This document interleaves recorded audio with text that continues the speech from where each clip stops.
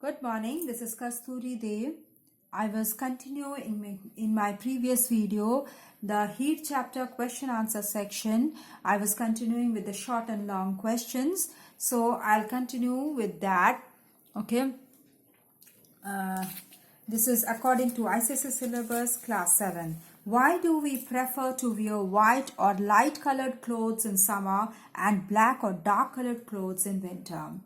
Because white colored clothes or light colored clothes reflect the most of the sun's heat and absorb very little of it. Therefore, they keep our body cool, and during warmer season, that is in the summer, what happens? We should keep our body cool due to the heated atmosphere. Okay, for this reason we wear white or light color clothes. Again, black and dark color clothes, they absorb most of the sun's heat and keep our body warm. Okay, and so that's why during the cold weather, when the environment is cold, we need to keep our body warm. So we wear black and dark color clothes. The bottom of the cooking utensil is painted black because black surface absorbs more heat, and so the contents of the utensil of the pan get cooked faster. And so it is painted black at the bottom. Now write any 2 precautions that we need to take while handling fire. What happens? Any inflammable object such as plastic, wood, clothes, paper, we should not keep those inflammable objects close to the fire or any electrical appliances or switches. Okay. Then LPG, gas pipes, cylinders, regulators, they should be checked regularly so that there is no leakage. Then state any 3 effects of heat.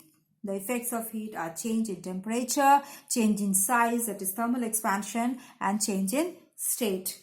Then explain Gravisandi's ring and ball experiment to describe thermal expansion in solid.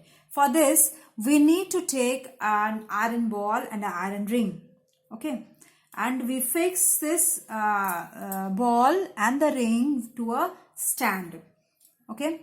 Now, we should suspend the ball in such a way that the ball passes through the stand. Through the ring. Through the ring. Then we should heat the ball and then try passing the ball through the ring.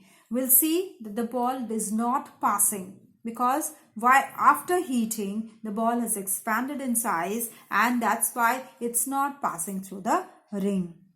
Okay.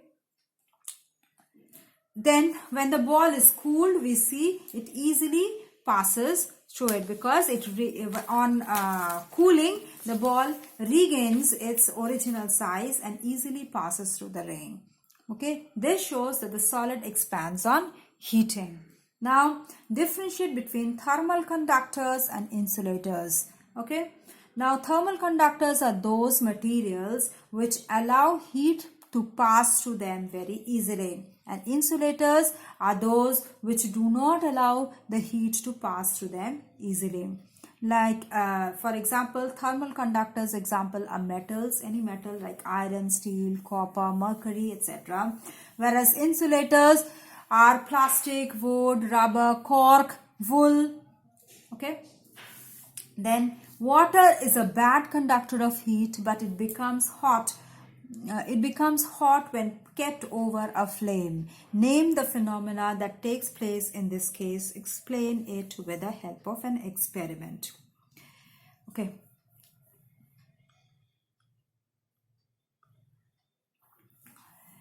For this condition, we take a test tube for this and in which there is cold water, and we take an ice cube which is wrapped by a wire gauze.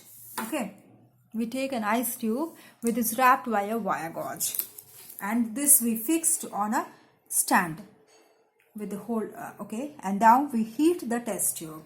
What happens? We will see that water begins to boil at the top, but the ice which is kept inside the the test tube, the ice which is wrapped in a wire gauze and kept inside the test tube has not melted.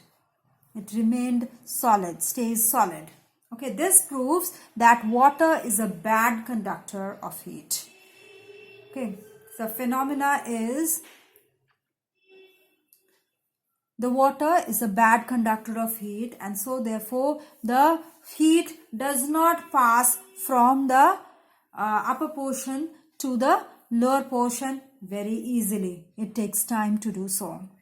So this is the experiment.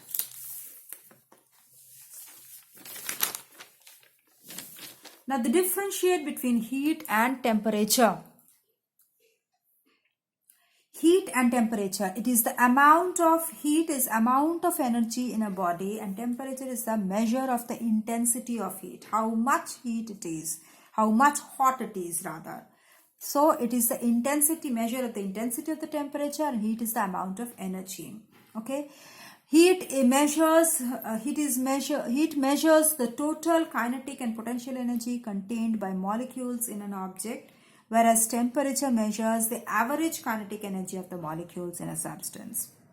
Heat flows from hotter object to cooler object, whereas temperature rises when heated and falls when cooled. Then heat has working ability, whereas temperature does not have any working ability. Then heat is a cause, whereas temperature is an effect. SI unit of heat is joule, whereas SI unit of temperature is Kelvin. Okay.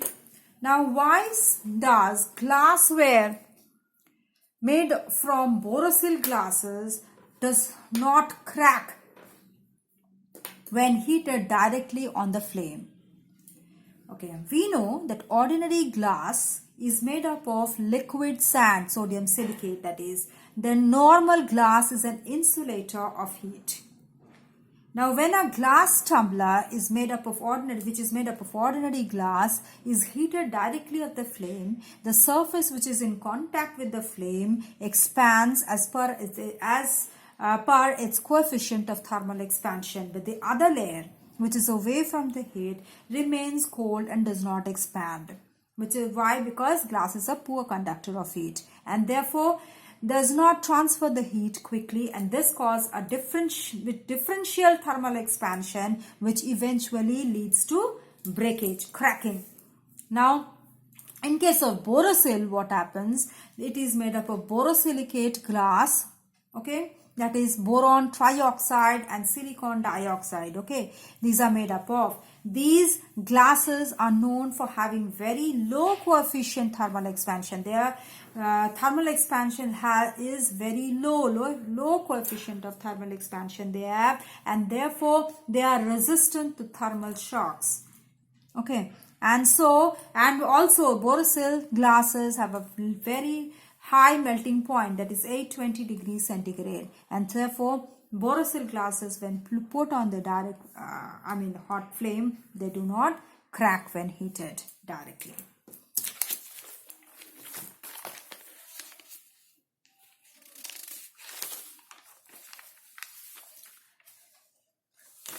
Then why does a thick glass tumbler crack when melting ice is placed on it? Because glass is a poor conductor of heat, and when melting ice is inside the glass, what happens? The inner surface which is in contact with the melting ice, the cold surface, it shrinks. But the outer surface which is away from the ice remains the same. And with this there is a differential thermal expansion which even due to which there is cracking. Okay, then why do birds puff up their feathers in winter? Why? Because what happens? A bird's body heat warms the air between its feathers. Okay, when the birds remains in the atmosphere, and they stayed outside the room, what happens? Their feathers trap air, and this air is a bad conductor of heat. Okay, so what happens, the bird flaps up in the cold to trap as much air as it can in its feathers, and this trapped air keeps the body of the bird warm, because we know that the air is a bad conductor of heat and does not allow the bird's body temperature, body heat to escape outside, and so it feels warm. Okay. Then, why are two thin blankets warmer than a single thick blanket? Okay. What happens? Again, here also, when there are two thin blankets, one after the other, there is a air trapped between the two blankets, and also the air is trapped inside the blanket pores. Then what happens? This air is a bad conductor of heat, and so the body heat the heat of our body does not escape outside, okay, very easily, and so it keeps our body warm. But what happens if we take one single thick blanket? This does not happen. This is not possible. But only thing that the blanket has pores and this has air trapped. So the additional air which is trapped between two blankets is not there. So therefore what happens, that two thin blankets if we take, that will be more warmer than a single thick blanket. Okay. So I stop here. I'll continue with the rest of the questions in my next video. Please go through them. If you have any doubt, please do write in the comment box. If you like the video, press the like button. And if you are a new viewer to my channel or you have not subscribed yet, please do subscribe so that you can get the notification of my next video. Thank you.